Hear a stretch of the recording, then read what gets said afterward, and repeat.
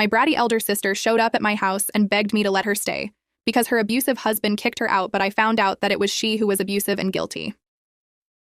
I, 29F, have been living separately from my family for the past 6 years. My family consists of my mother, 55F, and my older sister, Sarah, 32F. Sarah was always my mom's favorite child, and this caused a lot of tension between us growing up. 6 years ago, I was forced to leave our family home due to a series of conflicts with Sarah. She had always been controlling and manipulative, often using her position as the favorite to get her way. The final straw came when she accused me of stealing money from our mother's purse. I didn't do it, but Sarah convinced our mom that I was lying. The atmosphere at home became unbearable, with constant arguments and distrust. Eventually, Sarah gave me an ultimatum. Either I confess to the theft, which I didn't commit, or leave the house. I chose to leave as I couldn't bear the thought of admitting to something I didn't do. For the past 6 years, I've been living on my own, working hard to build a life for myself. I have a decent job as an accountant at a small firm, and I've managed to rent a small but comfortable apartment. I've had minimal contact with my family during this time.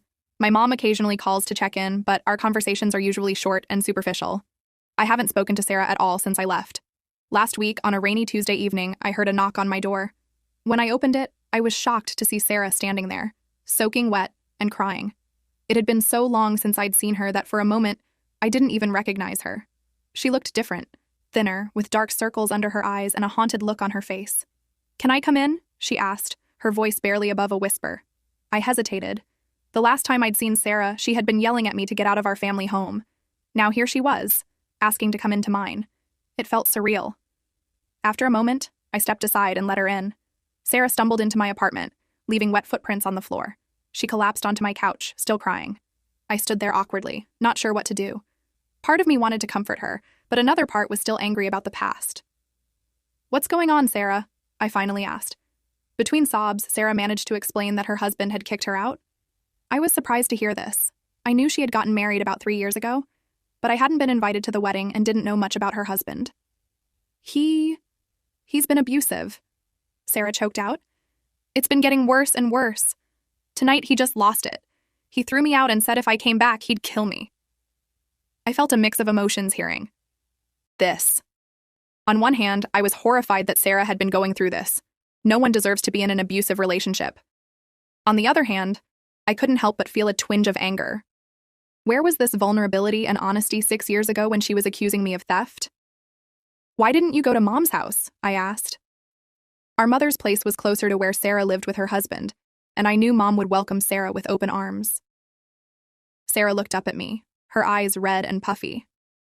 I didn't want to worry her," she said. "She doesn't know about the abuse. I've been hiding it from her. I didn't want her to know I'd been kicked out." I felt conflicted. Part of me wanted to help Sarah, to be the bigger person and put our past behind us. But another part of me was screaming that this wasn't fair. Sarah had forced me out of our home, cut me off from our family, and now she expected me to take her in. "Sarah," I said slowly, "I don't know if I can help you.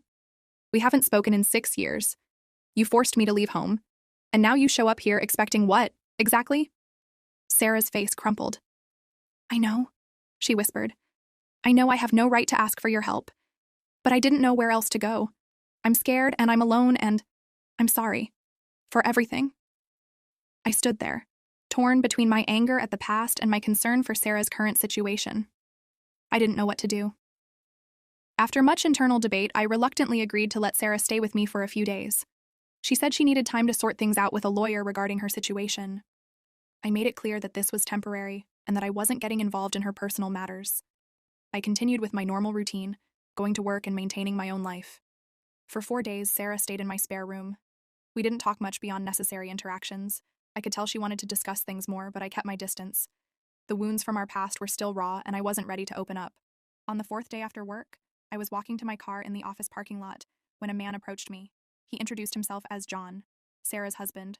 I was immediately on guard, remembering Sarah's claims of abuse. However, what John told me next left me reeling. According to John, Sarah wasn't the victim she claimed to be. He said that he had recently discovered Sarah was having an affair with his friend Tom. Apparently, Tom had been coming to their house frequently, mostly when John wasn't home. John found out about this and confronted Sarah, which led to a huge argument. He admitted to yelling at her to leave but denied any physical abuse. John went on to explain that Sarah had filed a domestic violence case against him. He seemed desperate as he told me that the only evidence that could prove his innocence was on a flash drive that Sarah had taken with her. This drive allegedly contained security camera footage from their home, showing Sarah with Tom and proving that John hadn't been abusive. I stood there, stunned. Part of me wanted to dismiss John's story outright. After all, isn't this what abusers do? Try to discredit their victims? But another part of me remembered the Sarah I grew up with. Manipulative, dishonest, always playing the victim when it suited her. John pleaded with me to help him. He asked if I could try to find the flash drive and, if necessary, testify in court about Sarah's past behavior and manipulative tendencies. He emphasized that he wasn't asking me to lie, just to share my experiences with Sarah if it came to that. I didn't give John an answer right away. I told him I needed time to think and process this information. He gave me his contact details and left, looking defeated. Now I'm torn. On one hand, if John is telling the truth, then Sarah is once again manipulating people and potentially ruining an innocent man's life. On the other hand, if Sarah is telling the truth, then by helping John, I could be aiding an abuser and putting my sister in danger. I haven't confronted Sarah about this yet. Part of me wants to search for the flash drive while she's out, but I know that would be a huge violation of privacy. Another part wants to just ask her outright about John's claims, but I'm afraid of how she might react if she is lying. Update. Thank you all for your advice on my last post. After much consideration, I decided to help John. I couldn't shake the feeling that there was more to this story than Sarah was letting on. I started by unnoticeably searching for the flash drive when Sarah was out, but I couldn't find it anywhere. I began to wonder if John had been mistaken about its existence. Then, one afternoon, I caught a break. I was working from home and saw Sarah using a flash drive on her laptop. When she was done, she carefully hid it in her suitcase. A few minutes later, she left the apartment, saying she had some errands to run. I know it was wrong, but I couldn't resist. I retrieved the flash drive from her suitcase and plugged it into my computer. What I found confirmed John's story. There were several video clips from their home security cameras. They showed Sarah with Tom, John's friend, in compromising situations. There were also recordings of arguments between Sarah and John where she was clearly the aggressor, and John was trying to de-escalate the situation. I felt sick to my stomach. Sarah had lied again, and this time she was trying to ruin an innocent man's life. I quickly made a copy of the flash drive's contents and returned the original to Sarah's suitcase. The next day, I met with John and told him what I'd found. I agreed to testify if necessary, but hoped it wouldn't come to that. John was grateful and said he'd have his lawyer reach out if they needed my statement. The case went to court a few weeks later. John's lawyer presented the evidence from the flash drive, along with testimony from neighbors who had witnessed Sarah's behavior. I didn't end up needing to testify, as the evidence was overwhelming. The judge dismissed Sarah's claims of abuse and instead scolded her for filing false charges. I thought I'd feel relieved when the truth came out, but I was unprepared for what happened next. Sarah was furious with me. She showed up at my apartment, screaming that I had betrayed her and ruined her life. She said she'd never forgive me and that I was dead to her. What shocked me even more was my mother's reaction. She called me, absolutely enraged. She criticized me for not supporting Sarah and for airing our family's dirty laundry in public. It became clear during our conversation that she had known about Sarah's affair and her plan to accuse John of abuse. She had been supporting Sarah's lies all along. I was devastated. I had always known my mother favored Sarah, but I never thought she'd go this far. It made me question every interaction I'd had with them over the years.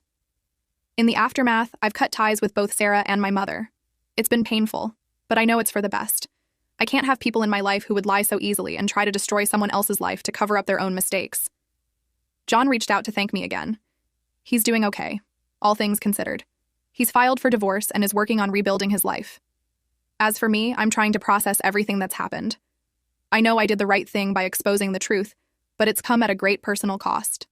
I've lost what little family I had left. But I've also gained something valuable. The knowledge that I can trust my own judgment and stand up for what's right, even when it's difficult. I'm not sure what the future holds, but I know I'll face it with a clear conscience. Thank you all for your support throughout this ordeal. It's meant more to me than you can know.